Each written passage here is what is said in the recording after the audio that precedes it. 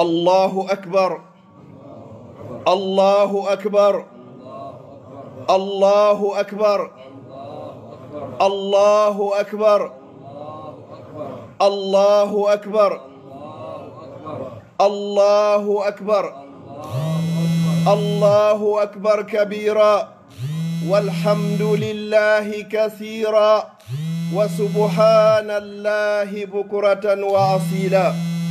الله أكبر ما أورق عود وثمر. الله أكبر ما ظهر نجم في السماء وأزهر. الله أكبر ما أقبل شهر الصيام وأدبر. الله أكبر ما فرح الصائمون بتمام صيامه وابتشر.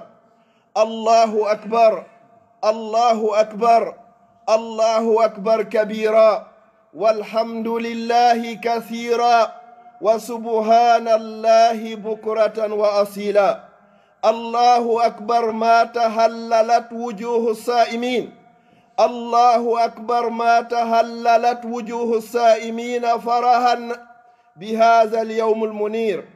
الله أكبر ما أسرعوا إلى طاعة الله وأخرجوا من فضل أموالهم فطرة على اليتيم والفقير. الله أكبر ما خرجوا لصلاة العيد رافعين أصواتهم بالتحميد والتهليل والتكبير. الله أكبر ما تجنبوا البدع واتبعوا شريعة سيد البشر.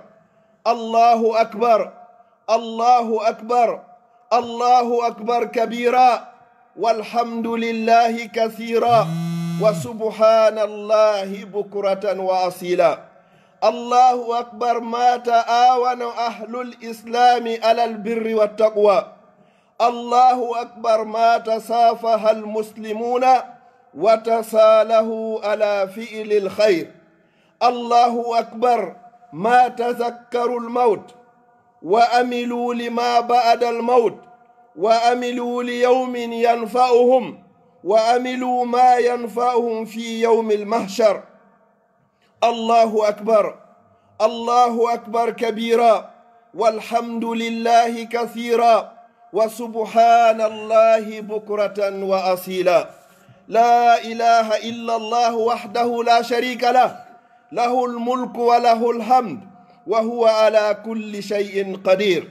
اللهم صل وسلم وزد وبارك على هذا النبي العربي القرشي الهاشمي محمد بن عبد الله وعلى آله وأصحابه ومن تبعهم بإحسان إلى يوم لا مرد له من الله. اللهم صل وسلم عليه كلما ذكره الذاكرون الأبرار. اللهم صل وسلم عليه كلما غفل عن ذكره الغافلون. اللهم صل وسلم عليه ما تعاقب الليل والنهار. اللهم صل وسلم عليه ما دامت السماوات والأرض. الحمد لله غافر الذنب لمن تاب من ذنبه واستغفر. وأشهد أن لا إله إلا الله كثير الخير دائم الإحسان. وأشهد أن سيدنا ونبينا وحبيبنا محمدا رسول الله صاحب الآيات المعجزات والبرهان. اللهم صل وسلم على سيدنا محمد وعلى آله وصحبه ما هلل مهلل وكبر. مسيب جلبة تدو باوين يتدي الله سبحانه وتعالى موني نامو يدو نيماجي كو نيمي نيم. الله كو مودو فود كاكول هينو ديمبادي. الله كو مودو فود لغال هينو فينو دي. الله كو مودو فود كمولي إليدي لهينو دومي. الله كو مودو فود لورو سوما يهينو أرود يلتو هجي ديها. الله كو مودو فود هورو ببنو تمين دي كو بهوري كون. الله أكبر. الله كو مودو ويلو ويلو ونند كلا هورو نودو هند kala horunoɗo o mali kala nafunoɗo o mali kala welsindinoɗo e suumaye haray o naji. Allah ko o mawɗo fodde hiɗen adodirde e waɗugol ko moƴƴi. Allah ko o mawɗo wonande kala ittunoɓe muudo muɗum. Allah ko o mawɗo fodde hiɗen adondirde e faade e juuloygol. Allah ko o mawɗo fodde hiɗen yettudemo, hiɗen mawnindemo, hiɗen woɗɗitaade ko o haɗi waɗa ko o yamiri. Allah ko o mawɗo fodde hiɗen woɗɗitaade kala piiji sincaaɗi ka diina. Allah ko o mawɗo fodde hiɗen jokkude laawol sayyidul bashar ko ho tageefo ngon fof. Allah ko o mawɗo fodde yimɓe l'islamu ɗen hiɓe wallindirde e hoore ko moƴƴi, ɓe wallondira kadi haɗondirgol e kala konko boni. Allah ko mawɗo fodde julɓe ɓen hiɓe salmodirde, ɓe wallidira e hoore ko moƴƴi, ɓe woɗɗito kadi ko boni. Allah ko mawɗo fodde hiɗen anditude wondema en wuuri seeɗa en maaya e pooma. Allah ko mawɗo fodde tawata ko be men no heblanade fi ñalande tawata ko be ndeññande en fof yahen.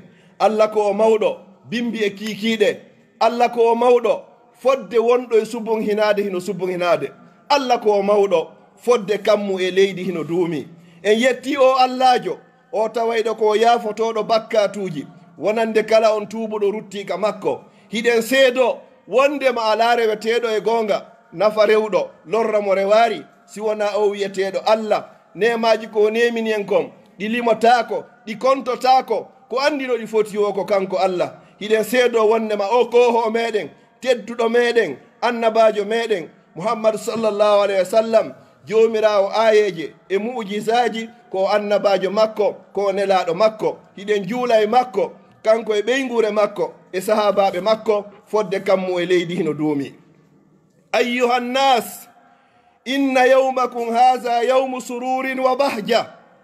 Inna yawmakum haza yawmu sururin wa bahja liman sahhat niyyatuhu wa qubila siyamuhu wa qiyamuhu. Kono yo yimɓe jiyaɓe Allah, nde ñalande moɗon ɗo hande ko ñalande welo welo e weltagol, wonande kala on mo anni e muɗum selluno, wonande kala on horunoɗo, wonande kala on darinoɗo naafi. Ayyuhan nas, haza yawmu farahin liman tabat sariratuhu wa hasunat fi ramadan af'aluhu wa akhlaquhu wa kalamuhu wa jami'a tasarrufatihi. Musidɓe julɓe tedduɓe, nde ɗo ko ñalande weltagol, wonande kala on laɓɓinnoɗo anni e muɗum kene e gundo ka nder lewru suumaye. O laɓɓini golleji makko ɗin, o moƴƴini jikkuji makko ɗin, o moƴƴini yewtere makko nden, o moƴƴini dendagal fiyakuji makko ɗin fof. Faya isbadallah, haza yawmu afwin wa ihsanin liman afa amman hafa wa ahsana ila man asaa ilay. هذا يوم عفو وإحسان لمن أفا أمن هفا وأحسن إلى من أساء إليه. haray nde ɗo ko ñalande yaafoniral e moƴƴodirgol, wonande kala on yaafiɗo o moƴƴini e kala bowade o konko bonnuno. fa ya ibadallah, haza yawmu idin walakinna al ida fi lhaqiqati liman tamassaka biddini wa atabar wasta'adda lima ba'da al maut. fahaza huwa yawmul idul haqiqi. nde ɗo ko ñalande iidi, kono ko ñalande iidi ka haqiqa on ko wonande kala on jogitiɗo diina muɗum, o taski wondema o wuuri seeɗa, o maayay pooma, o heblani ko ko wiyete ko mayde. ya ibadallah, haza al yawmul mubarak yatajalla al mawla bimazidil in'am ala ibadihi al mukhlasin yanzuru fihi ila man taba wa anaba wa raqaba fi sirri wal alaniya rabbahu al akbar. Musidɓe julɓe tedduɓe, nde ɗo ko ñalande teddunde tawata joomi meɗen hino ɓeydana en e mayre nemaji ɗin e dow ɓen jiyaɓe makko laɓɓinnoɓe golle, himo ndaara faade e maɓɓe, wonande kala ɓen tuubunoɓe ruttika Allah subhanahu wa ta'ala haraka ka kene e gundo. falaysa al idu liman tamatta bishahawat ولبس الجديد وليس العيد لمن أعطى والديه فحرم الرضا في هذا اليوم المبارك السعيد وليس العيد لمن يحسد الناس على ما آتاهم الله من فضله. musidɓe julɓe tedduɓe, nde ɗo ko ñalande iidi, kono wona iidi wonande kala on dakimitiɗo e mbeleɗiji, o ɓorni conci kesi na ɗum ɗo woni wiyete iidi ko wona kadi wiyete iidi wonande kala on ƴagganɗo mawɓe muɗum o harminana moƴƴereji ko woni e nde ñalande ɗo kono wiyete iidi laataki kadi ko wiyete iidi wonande kala on añanɗo yimɓe ɓen e dow konko Allah subhanahu wa ta'ala okkiɓe kon laysa al iidu ya ibadallah laysa al iidu li kha'inin wa khashasin wa kazzabin yas'a bayna ikhwanihi almuslimin bil aza wal fasadi wa darar laataki ko wiyete ñalande iidi wonande on janfotoɗo wonande on fenowo yaayiɗo hakkunde musidɓe makko julɓe ɓen lorrugol ɓe e bonnugol ka leydi ayyuhal ahibba idan famal iid kayfa yas'adu bil iidi man tajammala al jadidi wa qalbuhu ala akhihi al muslim aswad mimma huwa aswad ko honno tawata ɗum ɗo ko ñalande welo welo ko honno goɗɗo ɓornorta kesi yalta kesum tawata ɓernde makko nden hinde ɓawli kis wonande musidɗo makko julɗo on kayfa yuhanna'u bil iidi man istaqama fi ramadan wa ba'dahu adal an tariqi l qawimi l hamid ko honno goɗɗo waɗirta o inna o waɗi iidi wonande on ñiiɓunoɗo wakkilinoɗo ka nder lewru suumaye ɓaawo suumaye noon o oñi hande kaydi kayfa yafrahu bil iidi man adaa amwalahu fi l malahi wal manahi wattaba alcheytan ko honno goɗɗo innirta ko iidi wonande kala on o waɗi ka iidi ɗo hara ko bonnugol jawle makko ɗen fof o naɓi ɗum ɗon e fiju ndaruji tawata koko Allah yiɗa yarlaki o jokki seytane wata marrada fi llahwi walshahawati wa mana haqqu lfuqara'i waddu'afai wala yakhafu min yawmi lfazai l akbar oɗo hara o hulari o jonnitari aliyatimaɓe ɓen e miskinɓe ɓen haqqeji maɓɓe ɗin e lowɓe ɓen oɗo o hulari ñalande tawata neññande ko ñalande ɗenƴagol a ibadallah allahu akbar allahu akbar allahu akbar kabira walhamdulillahi kathira wa subhanallahi bukratan wa asila aqulu qawli hadha wa astaghfirullah li wa lakum fastaghfiruh innahu huwal ghafurur rahim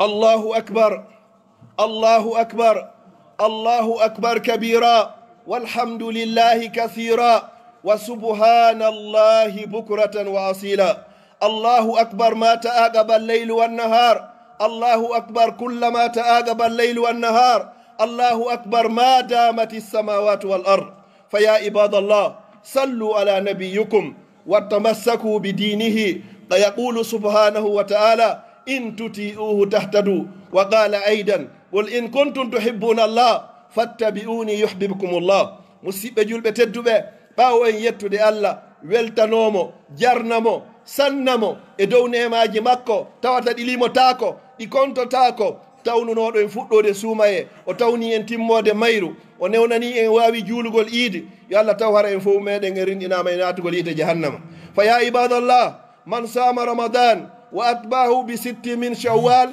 kana ka siyami dahar rawahu imam muslim wala tansaw ya ibadallah siyamu 6 ayamin min shahri sawwal barakallahu lakum ya ibadallah hara goto e meɗen yejjitari wakkiloɗen hooren balɗe jeego kadi e nder juldandu nelaɗo sallallahu alih w sallam e maaki kala horuɗo suumaye o watti balɗe jeego e nder juldandu himo mari baraji wa horuɗo hitande ko imam muslim woni ko filli hadis on wa akhiran man jaa min tariqin ila al musalla falyarji min ukhra kama jaa anhu alayhi salatu wassalam haray kan no tawa e sunnaji ɗin mo bemoɗo lawol o ardigol haray yo artir e lawol goo ɗum ɗo no tawa e sunnaji nelaɗo ɗin sallllahu alayhi wa sallam allahumma la tufarriq hadha al jam illa bi zambi maghfur wa sa'yin mashkur wa amalin mutaqabbali mabrur اللهم اجعل جمعنا هذا جمعا مرحوما وتفرقنا من بعد تفرقا معصوما اللهم لا تجعل فينا ولا معنا ولا من بيننا شقيا ولا مطرودا ولا محروما اللهم ربنا تقبل منا صيامنا اللهم ربنا تقبل منا قيامنا وركوعنا وسجودنا وصدقاتنا وسائر أعمالنا. اللهم اجعلنا من أتقائك من النار برحمتك يا أرحم الراحمين. اللهم إنا نسألك أن تعود علينا رمضان أعواما عديدة وأزمنة عديدة ونحن نتمتع بالصحة والعافية برحمتك يا أرحم الراحمين. اللهم إنا نسألك الجنة وما يقرب إليها من قول وعمل، ونعوذ بك من النار وما يقرب إليها من قول وعمل برحمتك يا عزيز يا غفار. وصلى الله وسلم وبارك على نبينا محمد وعلى آله وصحبه وسلم تسليما كثيرا. وآخر دعوانا الحمد لله رب العالمين. تقبل الله منا ومنكم صالح الأعمال، وكل عام وأنتم بخير.